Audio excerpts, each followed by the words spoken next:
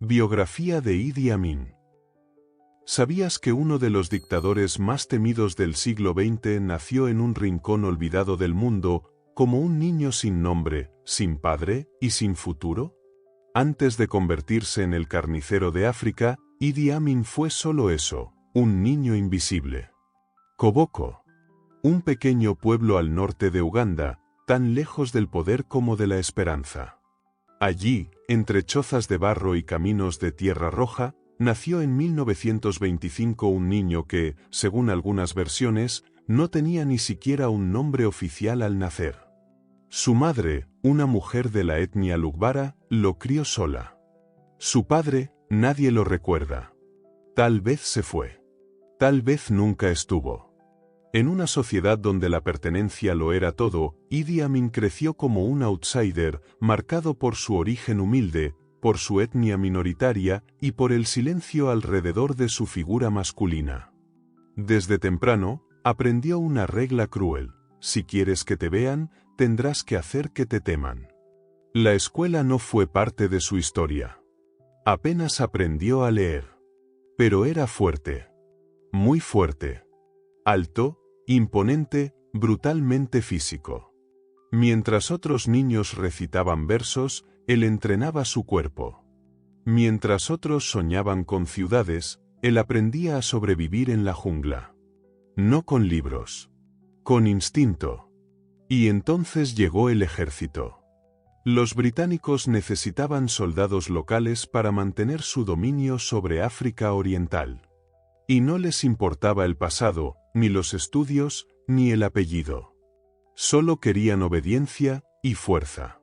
Idi Amin tenía ambas cosas. Fue reclutado en 1946 como cocinero para el King's African Rifles.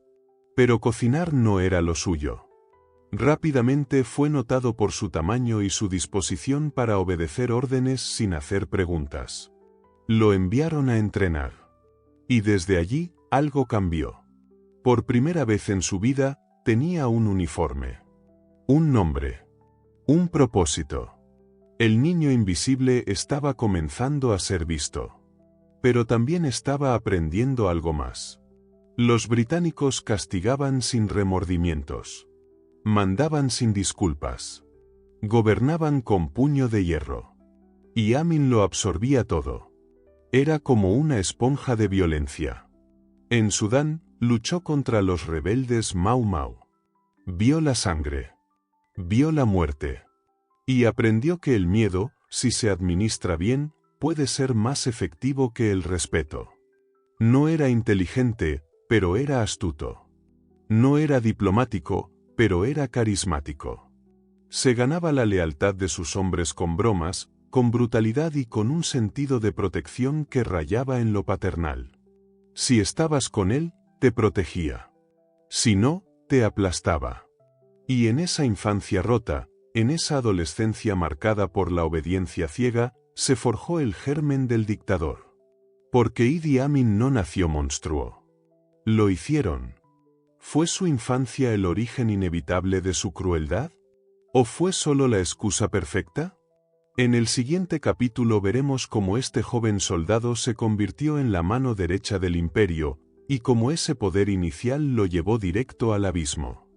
Y si este primer vistazo a su historia te dejó pensando, suscríbete. Esto recién comienza. ¿Crees que el abandono en la infancia puede justificar lo que vendrá después? Te leo en los comentarios. ¿Qué se necesita para ganarse el respeto de un imperio que desprecia tu piel, tu cultura y tu nombre? Para Idi Amin, la respuesta fue simple: brutalidad, obediencia y sed de sangre. Estamos en los años 40. África aún está atrapada bajo el yugo de potencias europeas que la ven como una mina de recursos y soldados descartables. Uganda es una colonia británica, y Amin, apenas un adolescente musculoso, ya viste el uniforme del King's African Rifles, el brazo colonial militar del Reino Unido en África.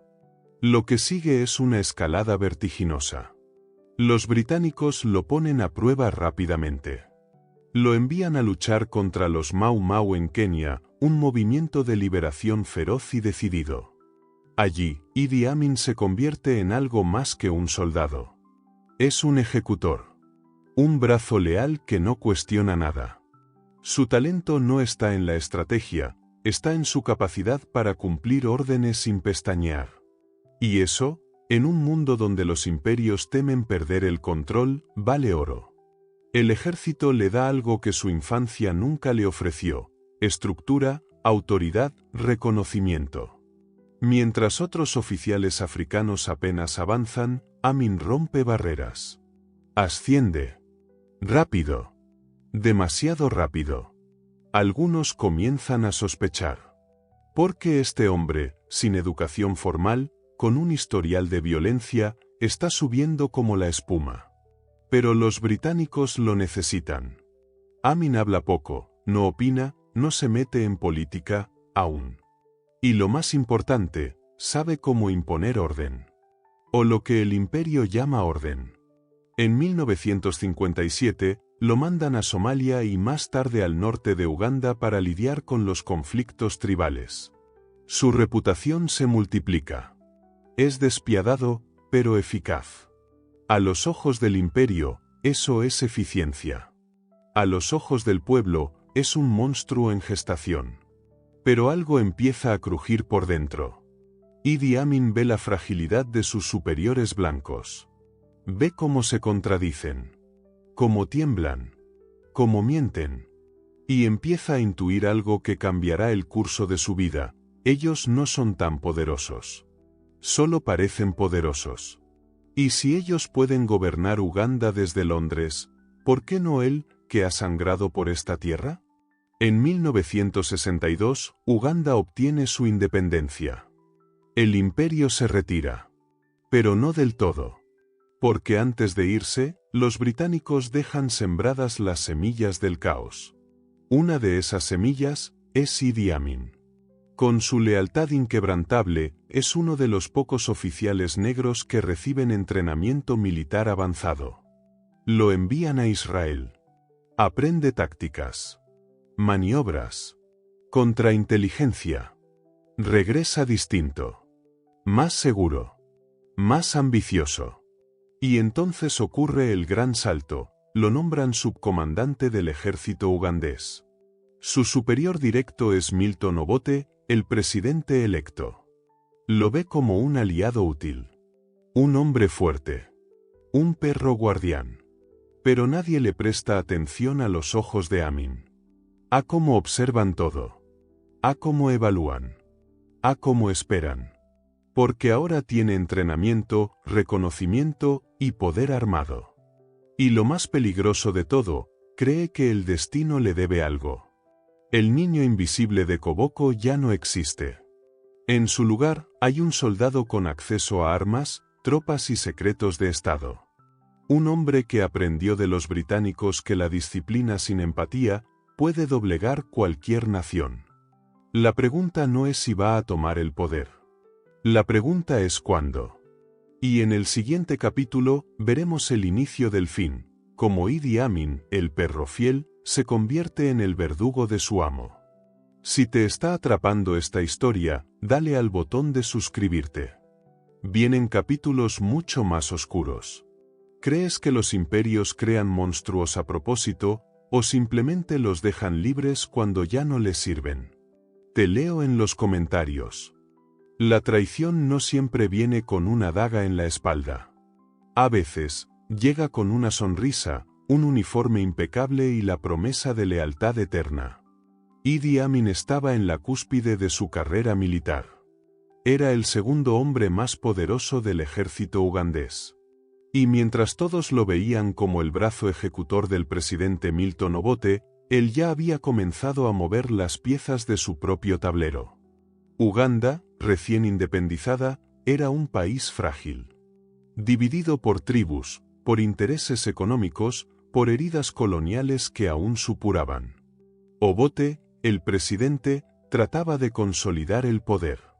Pero cometió un error imperdonable: confiar demasiado en un hombre que solo entendía el lenguaje de la fuerza. Amin. Para ese momento, Amin ya no era solo un soldado.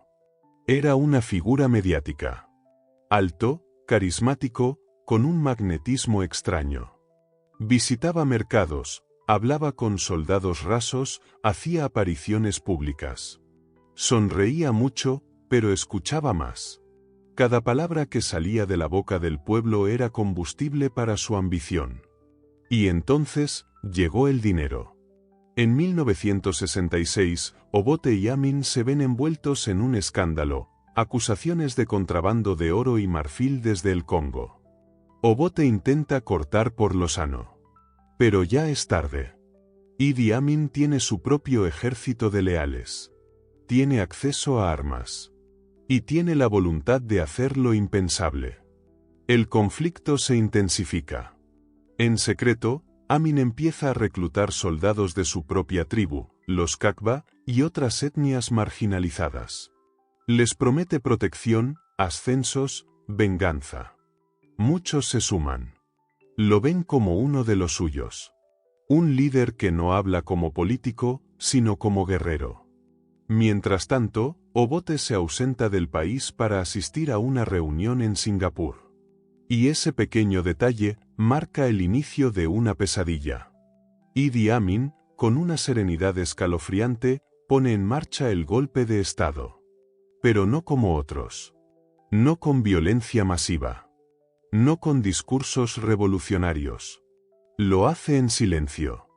El 25 de enero de 1971, cuando Obote está a miles de kilómetros, Amin moviliza tanques, toma el aeropuerto, bloquea las rutas clave y anuncia por radio que el ejército ha tomado el control para preservar la paz. Así, sin sangre inicial, sin enfrentamientos abiertos, Uganda despierta con un nuevo líder y la mayoría lo aplaude. ¿Por qué?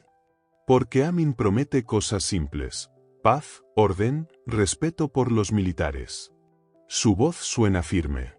Habla en suajili, no en inglés. Habla como el pueblo, no como los colonos.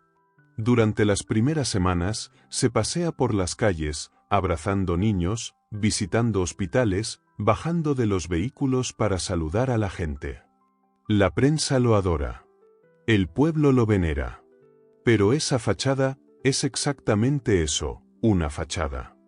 Lo que pocos saben es que en los días previos al golpe ya había elaborado una lista.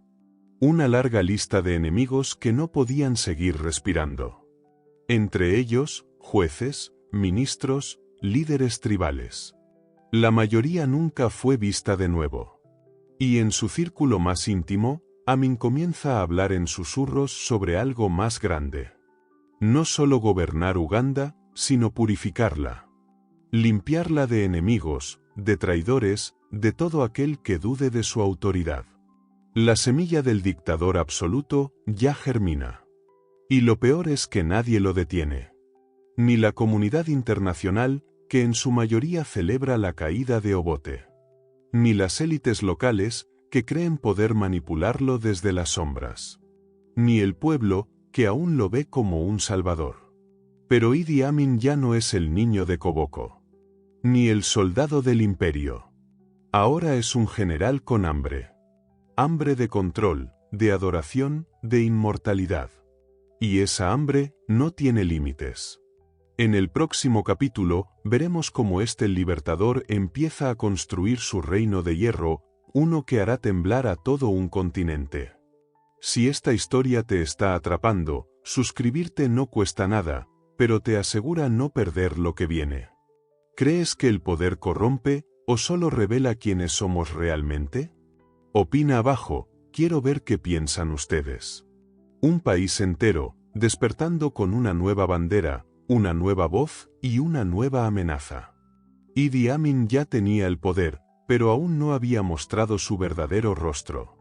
La madrugada del 25 de enero de 1971, Uganda amaneció en silencio. No había fuego cruzado. No había barricadas. No había caos en las calles. Solo un mensaje por radio: el general Idi Amin había tomado el control del país para evitar el colapso. El ejército actúa para salvar la nación, decía su voz grave y serena. Milton Obote ha sido derrocado. No habrá más corrupción. No habrá más división. Y el pueblo lo celebró. La mayoría de los ugandeses no sabía aún lo que significaba vivir bajo un régimen militar. Solo sabían que Obote había perdido el favor. Que había pobreza, tensiones étnicas, miedo. Y que Amin, el general sonriente, el hombre del pueblo, prometía algo distinto. Durante los primeros días, Amin desplegó una operación de imagen sin precedentes. Caminaba entre civiles. Visitaba mezquitas e iglesias. Liberaba presos políticos. Hablaba en suajili, en lugbara, en luganda. Quería que todos lo entendieran. Quería que todos lo quisieran. Pero detrás de cada apretón de manos, había una purga en preparación. Lo que nadie veía era lo que sucedía en las sombras. Amin ya había comenzado a eliminar a quienes consideraba amenazas, altos mandos militares, jueces, académicos, antiguos aliados de Obote. Uno por uno, fueron desapareciendo. Algunos hallados muertos en ríos. Otros, simplemente, borrados. Lo más perturbador era su método: nunca gritaba, nunca hacía escándalo. El terror era quirúrgico. Te citaban a una reunión. Entrabas. No salías. Y si lo hacías, ya no hablabas. Amin entendía el poder del miedo silencioso. Y lo perfeccionó. A medida que consolidaba el control, comenzó a instalar una narrativa peligrosa, que él no solo había salvado Uganda, sino que era el único capaz de mantenerla unida. Y para muchos, tenía sentido. Las tensiones tribales históricas habían sido explotadas por los colonizadores durante décadas. El país era una olla a presión. Amin, pese a su brutalidad, parecía ser el único con la fuerza suficiente para mantener la tapa cerrada. Pero esa unidad tenía un costo. En menos de 6 meses, la represión se intensificó. Las fuerzas armadas se convirtieron en policía política. La inteligencia interna, en máquina de delación. Y cualquier murmullo en contra del nuevo régimen, era suficiente para desaparecer. Lo más escalofriante era cómo lo justificaba. Estoy limpiando Uganda, decía en discursos televisados. Estoy quitando la basura que dejó el colonialismo. Soy el padre de esta nación. Esa frase se repetiría como mantra durante años. El padre de la nación. Pero un padre que castiga sin explicación. Que abraza con una mano y ahorca con la otra. Mientras tanto, la comunidad internacional miraba con cautela, pero sin intervenir. Algunos incluso lo aplaudían. Reino Unido y Estados Unidos lo reconocieron oficialmente. ¿Por qué? Porque pensaban que podrían controlarlo. Que podrían usarlo. Que era un mal menor. Error. Idi Amin no respondía a nadie más que a sus propios demonios. Y lo peor estaba por comenzar. En el próximo capítulo, veremos cómo el general carismático se convierte en dictador absoluto. Y cómo su obsesión por el control lo lleva a cometer atrocidades que marcarán la historia de África para siempre. Si estás sintiendo cómo se oscurece esta historia, suscribirte es la mejor forma de seguir descubriéndola capítulo a capítulo. ¿Puede un país necesitar mano dura, o eso solo abre la puerta a la tiranía? Déjame tu opinión, vamos a debatir. La ilusión de orden suele costar más que el caos. Idi Amin ya no era solo un general. Ni siquiera un simple jefe de Estado. En 1971, tras el golpe, se autoproclamó presidente de Uganda, comandante en jefe de las Fuerzas Armadas, jefe del Estado Mayor y ministro de Defensa. Todo en uno. Todo para él. La concentración de poder era absoluta. Y con ella, comenzó la verdadera transformación del país. En los primeros meses, Amin aún mantenía la imagen de un salvador nacional. Viajaba por todo Uganda, prometía empleo, seguridad, comida. Expulsaba a diplomáticos corruptos. Y al principio, para muchos ugandeses, parecía un líder fuerte, decidido, tal vez hasta justo. Pero esa máscara se agrietó rápido. Porque el orden que Amin imponía era una jaula sin barrotes. Una jaula donde no hacía falta rejas, porque el miedo era suficiente. Las desapariciones se multiplicaban. Si alguien criticaba al gobierno, era arrestado. Si un periodista escribía algo incómodo, amanecía muerto. Si un oficial mostraba demasiado carisma, era ejecutado por traición. A veces, bastaba con estar en el lugar equivocado. Amin no confiaba en nadie. Y por eso, solo se rodeaba de aquellos que le debían todo, familiares, militares de su tribu, mercenarios. Creó una guardia personal, los State Research Bureau y los Public Safety Unit, cuerpos de seguridad que operaban como escuadrones de la muerte. Tortura, desaparición, ejecución. Todo era permitido si se hacía en nombre del Estado. Pero Amin no solo gobernaba con terror. También lo hacía con teatralidad. Empezó a aparecer en televisión con uniformes cada vez más decorados. Se auto-otorgó medallas, títulos. Se proclamó último rey de Escocia, conquistador del Imperio Británico, y hasta señor de todas las bestias de la tierra y los peces del mar. Sí, literalmente.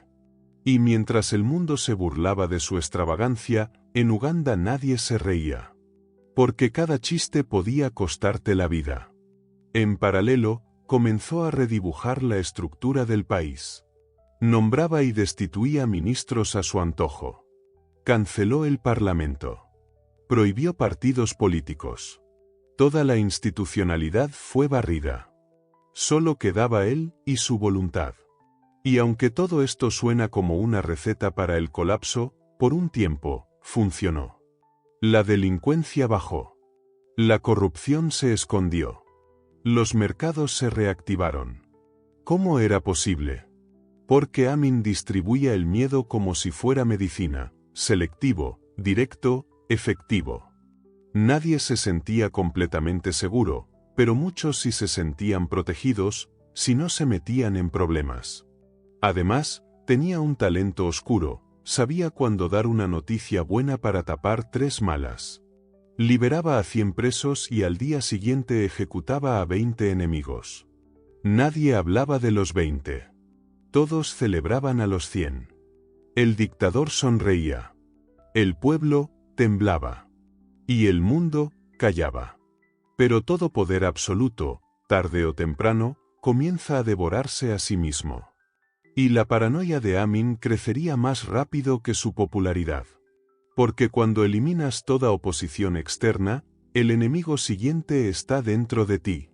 En el próximo capítulo, veremos cómo Amin se pone la máscara del libertador africano, construye alianzas internacionales insólitas, y comienza a jugar a ser un símbolo del orgullo panafricano.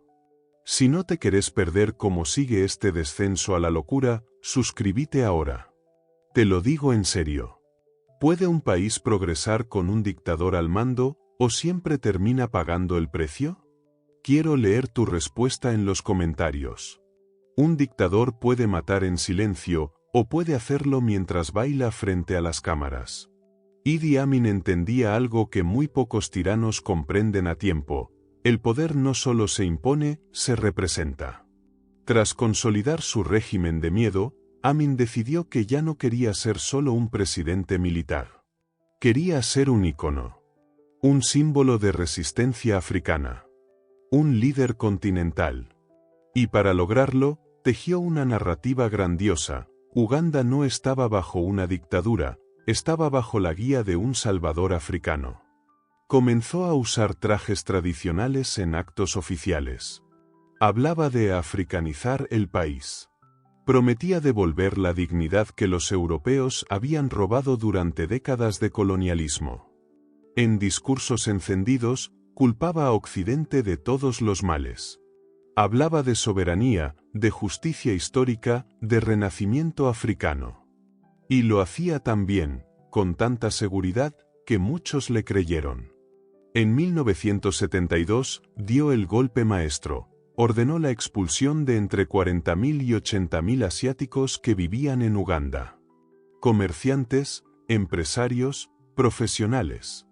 La mayoría con ciudadanía británica. Son parásitos que roban al pueblo, dijo Amin en televisión. Uganda es para los ugandeses. Así, en un plazo de 90 días, les arrebató sus negocios, sus hogares, sus vidas. Y los presentó como el chivo expiatorio perfecto. El pueblo, empobrecido, frustrado, hambriento de un enemigo, lo aplaudió. Los negocios expropiados fueron entregados a sus aliados, a familiares, a soldados leales. Muchos de ellos sin experiencia alguna en comercio o administración. Uganda entró en un colapso económico silencioso. Pero la propaganda hablaba de victoria. Mientras tanto, Amin cultivaba amistades peligrosas.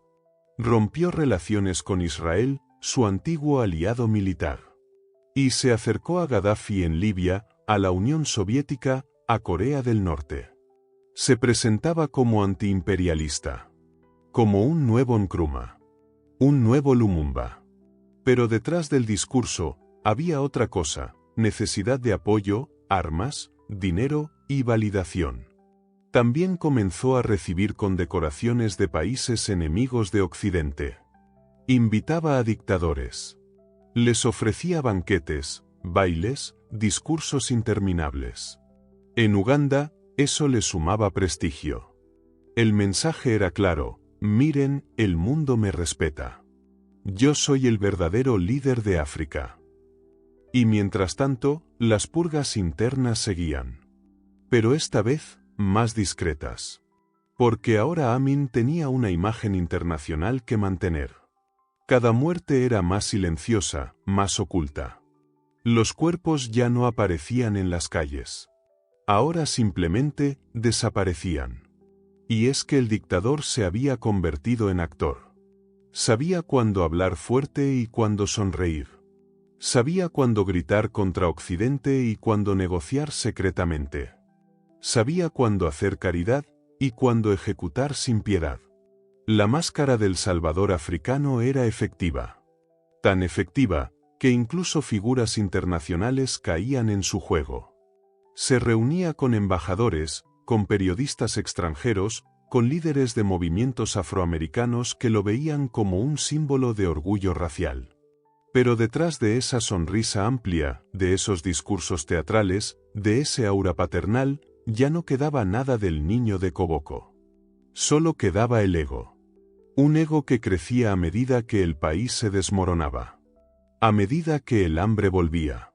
A medida que los hospitales se quedaban sin insumos, las escuelas sin profesores, los mercados sin productos. Pero para Amin, todo eso era irrelevante mientras el show continuara. Y en el próximo capítulo, ese espectáculo macabro se convierte en tragedia. Veremos cómo El Salvador se transforma en carnicero, y cómo la paranoia se vuelve su única compañera. Si llegaste hasta acá, ya sabes que esto no es una historia cualquiera. Suscríbete y seguí el resto del recorrido con nosotros. ¿Puede un dictador tener buenas intenciones, o siempre termina traicionándose a sí mismo? Te leo abajo. Vamos con todo en los comentarios. Cuando un líder comienza a ver enemigos en cada sombra, el país entero se convierte en un campo de exterminio. Idi Amin había alcanzado la cúspide de su poder. Pero en esa cima no encontró paz, solo miedo. Un miedo tan profundo, tan irracional, que lo llevó a hacer lo que incluso los dictadores más despiadados temen hacer: devorar a los suyos. La transición fue lenta, pero inevitable. Amin, que alguna vez se rodeó de amigos, confidentes, aliados, comenzó a sospechar de todos. Veía traición en los silencios. Conspiraciones en los susurros. Golpes en los saludos. Cualquiera que mostrara ambición, inteligencia, o simplemente demasiada popularidad, era una amenaza. Y cuando crees que todos quieren matarte, terminas matando tú primero. Comenzaron las purgas. Oficiales de alto rango, ejecutados sin juicio. miembros del gabinete arrestados en medio de reuniones, líderes religiosos desaparecidos tras hacer críticas públicas. Incluso sus propios familiares no estaban a salvo. Se dice que uno de sus esposos favoritos fue asesinada bajo órdenes suyas. ¿El motivo? Sospecha de infidelidad. Nada más. Lo más perturbador era el ritual.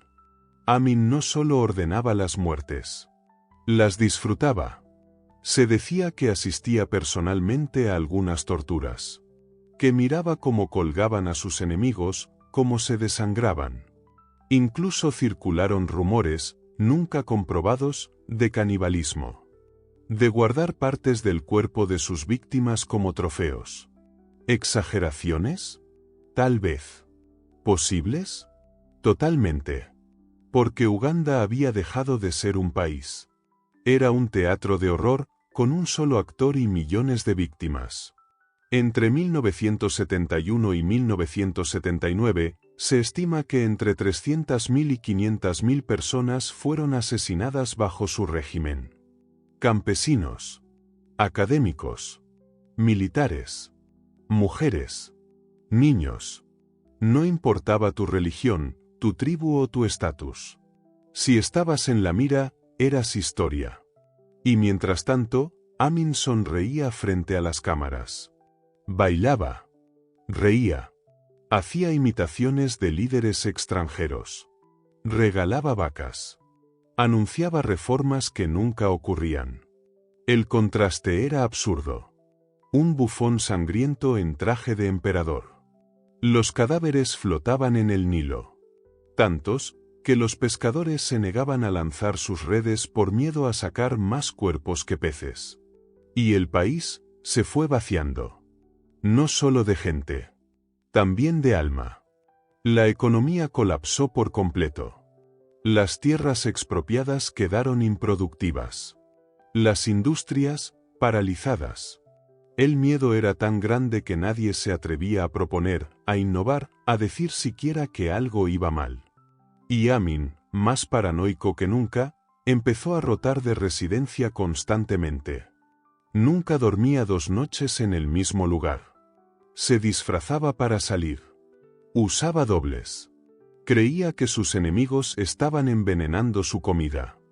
No confiaba ni en sus propios hijos. Pero lo más irónico de todo es que seguía creyendo que era amado.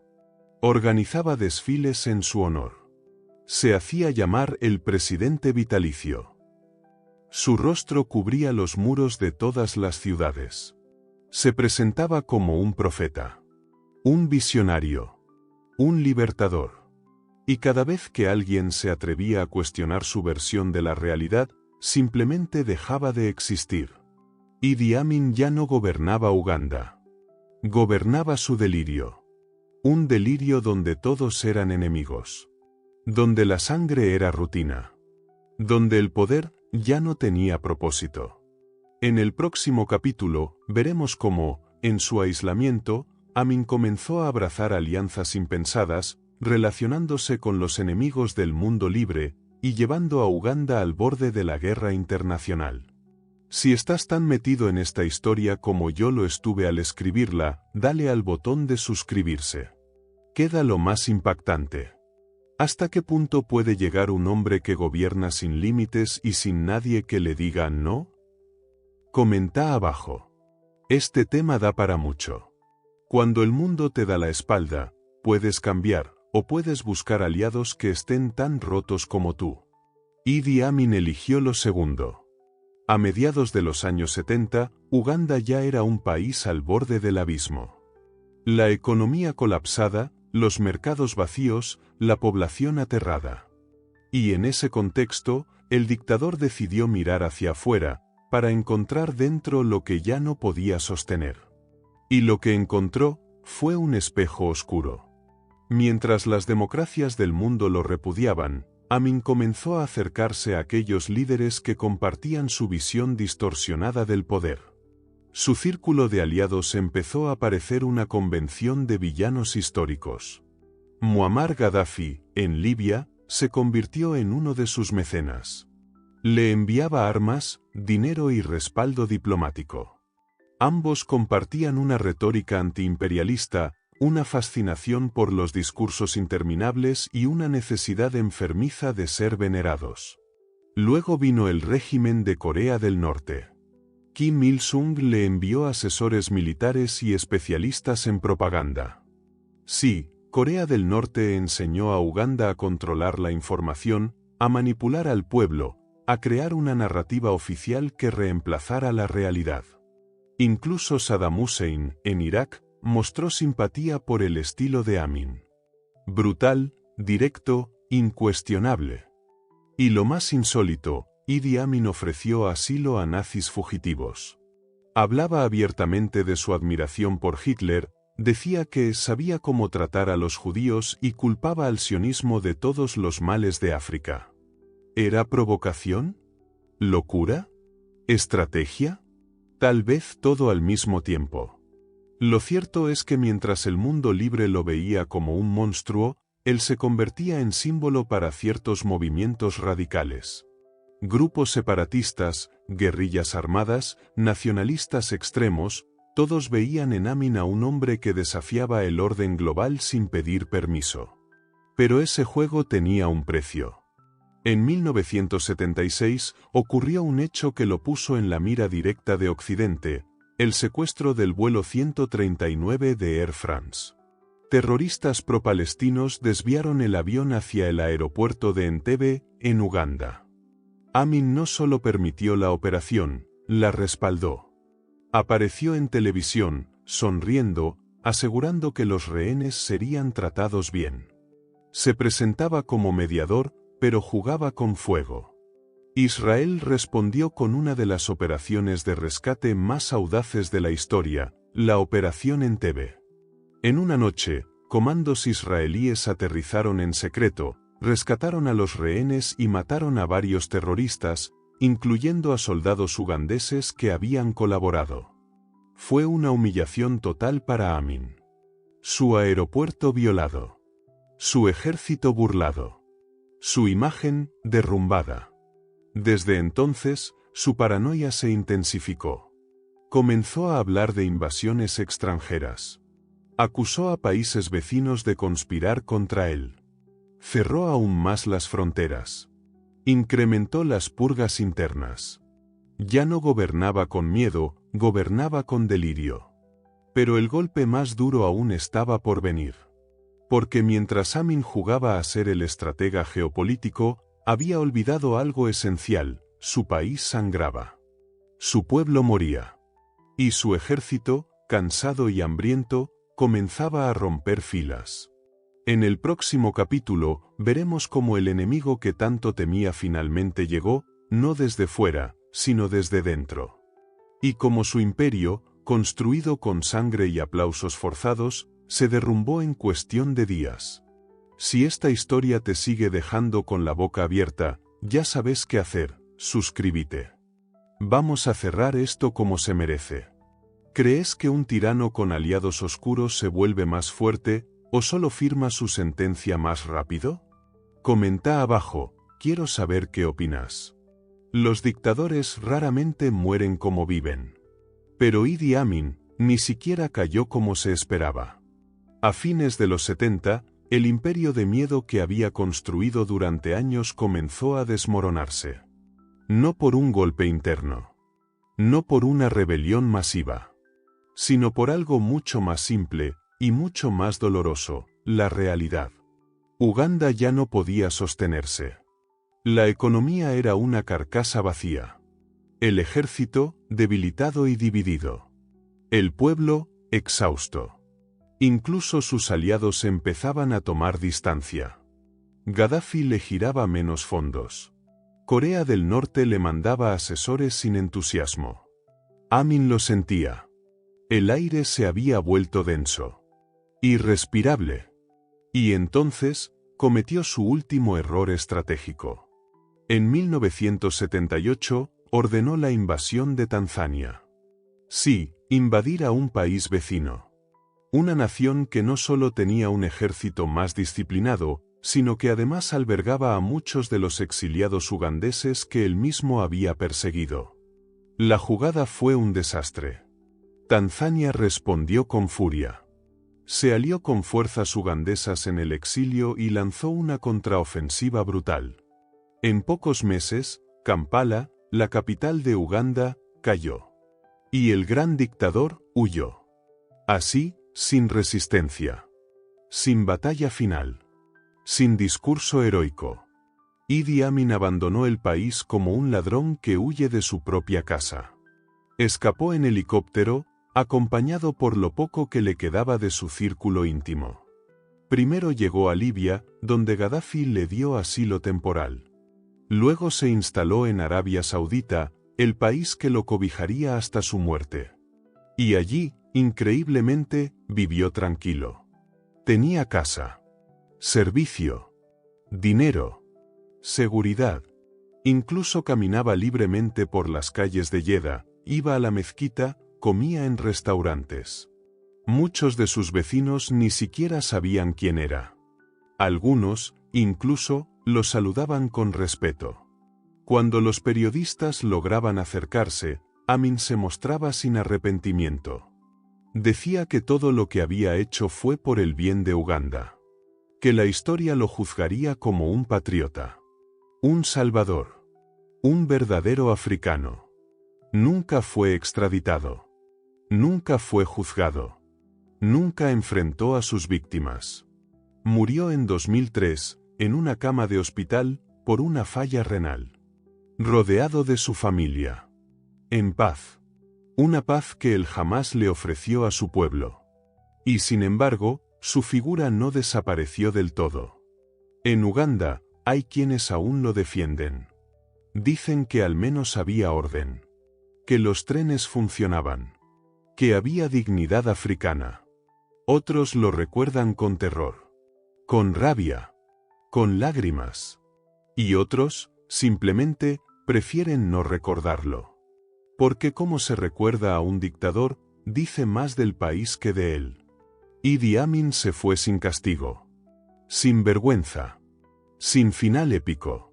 Pero con una herencia de sangre que aún mancha las páginas de África. En el próximo y último capítulo, vamos a responder la pregunta que atravesó todo este relato. ¿Quién fue realmente Idi Amin? Si te quedaste con esa inquietud como yo, suscríbete ahora mismo. El cierre va a ser duro, pero necesario. ¿Debería un criminal como Amin haber sido juzgado, o el exilio fue castigo suficiente? Quiero leer tu opinión abajo. Vamos a debatirlo. ¿Monstruo? ¿Patriota? ¿Bufón? ¿Tirano? ¿Un producto del colonialismo o una aberración nacida por voluntad propia? Idi Amin es una de esas figuras históricas que resisten cualquier intento de simplificación. Su nombre provoca reacciones viscerales, miedo, odio, desprecio y, en algunos casos, hasta nostalgia. Pero, ¿cómo se explica a un hombre que abrazó la brutalidad como método de gobierno y que, al mismo tiempo, se hacía llamar el padre de la nación? Quizá, para entenderlo, haya que retroceder. Volver al niño invisible de Koboko. Ese niño sin padre, sin educación, sin futuro. Un niño ignorado por la historia, que decidió torcerla a la fuerza. Idi Amin fue moldeado por muchas manos, el ejército colonial británico que le enseñó a matar sin pensar. La sociedad tribal que lo excluyó por su etnia. Los políticos que lo subestimaron. Y una comunidad internacional que lo utilizó, y luego lo abandonó. Pero el molde no justifica la estatua. Y lo que él hizo con ese poder, fue decisión suya. Eligió gobernar con miedo. Eligió matar a quienes lo desafiaban. Eligió abrazar el delirio y envolverlo en una bandera. Eligió el espectáculo sobre la verdad. El culto a la personalidad sobre el bien común. Y sin embargo, no fue un psicópata sin carisma. Fue un genio de la manipulación. Un hombre que sabía leer al pueblo, sentir el pulso de las masas, decir lo que todos querían oír, mientras hacía exactamente lo contrario. Fue un espejo oscuro de África en ese momento, un continente recién liberado, herido, con cicatrices coloniales profundas y con líderes improvisados que intentaban navegar entre independencia y estabilidad. Y sí, también fue un bufón. Alguien que se construyó como caricatura para que el mundo lo subestimara. Pero en ese chiste sangriento, murió 500.000 de personas. No hay sátira que lo justifique. Idi Amin fue muchas cosas. Pero sobre todo, fue una advertencia. Una advertencia sobre lo que ocurre cuando se entrega poder absoluto a alguien que nunca aprendió a soltarlo. Una advertencia sobre cómo el miedo puede disfrazarse de liderazgo. Y sobre cómo las naciones, en momentos de crisis, pueden abrazar a monstruos, solo porque les prometen orden. Hoy, su historia sigue resonando. No solo en Uganda. En todo el mundo. Porque cada vez que un líder concentra demasiado poder, cada vez que una voz disidente desaparece, cada vez que se justifica la violencia con discursos grandilocuentes, el fantasma de Idi Amin vuelve a aparecer. Y por eso, su biografía no es solo historia. Es un espejo. Y un aviso. Porque lo más aterrador de su vida, no es lo que hizo. Es lo fácil que fue para él hacerlo. Gracias por acompañarme en este recorrido. Si este vídeo te hizo pensar, compartirlo es la mejor forma de que esta historia no se repita en silencio. Y ahora quiero preguntarte directamente. ¿Crees que un país puede crear un dictador, o que los dictadores se hacen a sí mismos? Vamos a hablarlo en los comentarios. Y claro, suscríbete. Porque aún quedan muchas historias como esta por contar. Y no todas tienen un final.